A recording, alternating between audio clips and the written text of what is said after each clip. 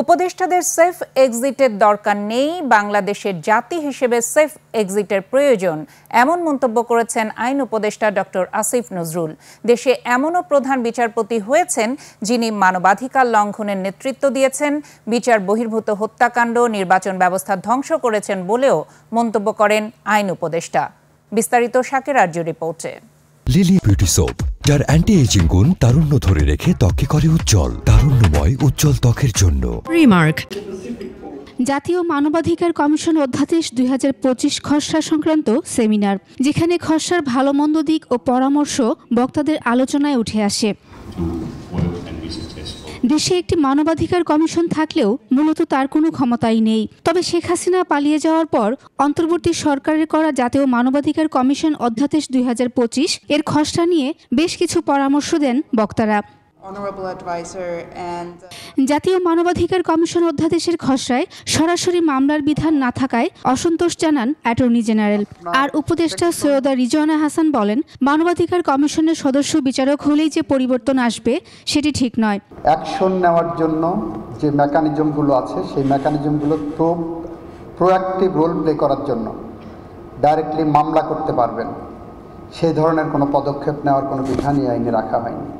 Will be the chairperson of the commission, to be very honest, does not immediately give me that satisfaction.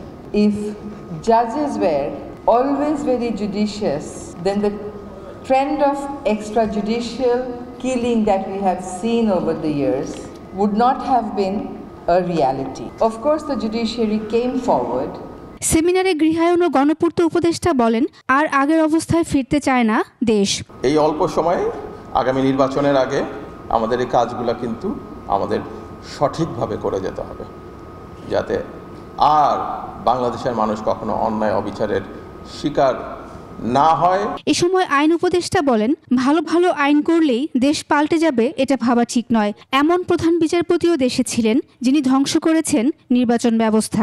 এমন প্রধান বিচারপতিও পেয়েছি যারা মানবাধিকার লঙ্ঘনের ক্ষেত্রে নেতৃত্ব দিয়েছেন, বাংলাদেশের নির্বাচন ব্যবস্থা ধ্বংস করার ক্ষেত্রে নেতৃত্ব দিয়েছেন, বাংলাদেশের গণতন্ত্র ধ্বংস করার ক্ষেত্রে নেতৃত্ব দিয়েছেন। সম্প্রতি আলোচিত উপদেষ্টাদের সেফ এক্সিট প্রসঙ্গেও কথা বলেন আইন উপদেষ্টা। আমরা উপদেষ্টারা খুব নিশ্চিতভাবে জানি আমাদের কারো কোনো সেফ এক্সিটের প্রয়োজন নাই, তবে বাংলাদেশের জাতি হিসাবে আমাদের সেফ এক্সিটের প্রয়োজন আছে।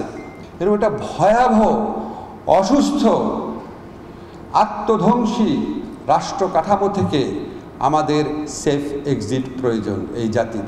জাতীয় মানবাধিকার কমিশন অধ্যাদেশ 2025 জারি হলে 2009 আইনটি বাতিল হয়ে যাবে। শাকের আরজু, 21 টেলিভিশন, ঢাকা।